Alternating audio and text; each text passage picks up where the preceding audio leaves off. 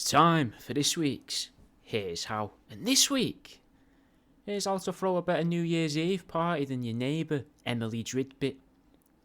Tell your guests to arrive at any time from 1pm. Emily's always hosting her parties late at night with sordid people that seem like they shouldn't be in this sort of area. So by inviting everyone at an earlier time, it allows all your neighbours to get a good look at their faces and feel comfortable knowing they're potentially in the garden next door. Allow your guests to keep the shoes on when they're in your house. Cover a portion of your flags in loose bricks to protect them from the disposable barbecues you bought and stockpiled throughout the summer.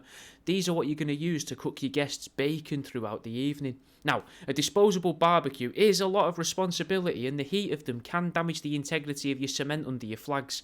That is why we have the bricks. The bacon will be a welcome treat to the guests as well, preferably in, 45-minute intervals. It gives the men a place to gather and talk about the mental health, a fire to keep the women warm, and a means of entertainment when the fat drips through and the flames engulf the aluminium boxes. You'll never get a bacon butty at that Emily's house. It's all celeriac this and vegan that. Little miss, we shouldn't cut up dead pigs, thinks she's too good to provide her guests with a stomach lining. That's why all her guests chuck the guts up in the street in the early hours of the morning.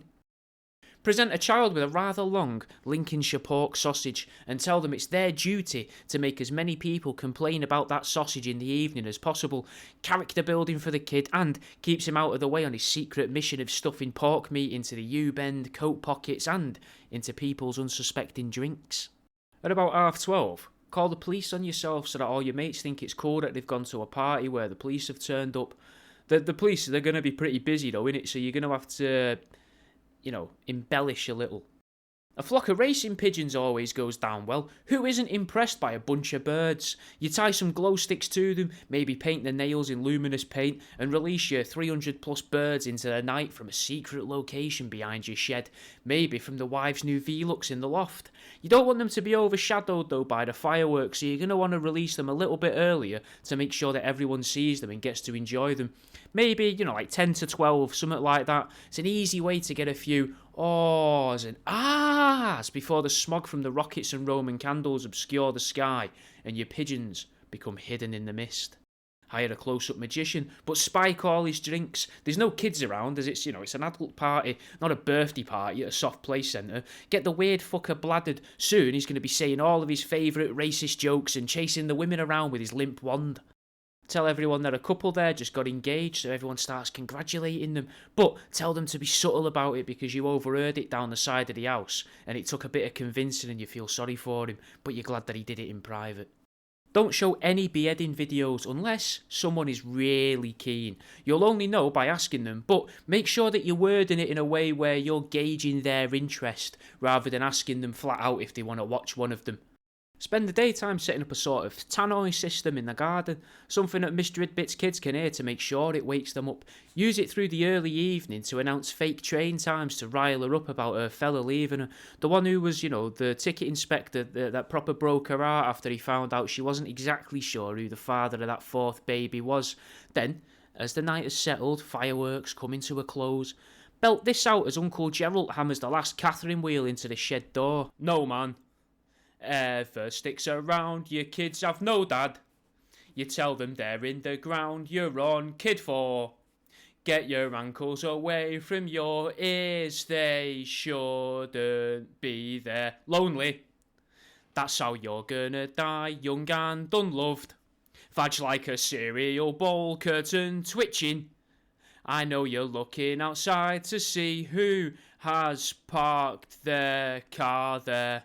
I told them it's okay to park their car there. On our Virgin this time I do not care. Do you see how it feels? Do you feel annoyed? This is day one of my tannoy. You always wait for me to cut the hedge, not a brew bicky or cigarette. A bit of the village people because she's had at least a copper, builder and an Indian fella in recent months. If one or more, of your level-headed friends doesn't rip the mic off you, maybe you can get a bit of Carly Rae Jepsen in there as well to really drive the point home to her. I tried reporting her kids to social services. I even bought a new phone to make some more complaints. I tried the DSS, Department of Work and Pensions. They've rebranded themselves.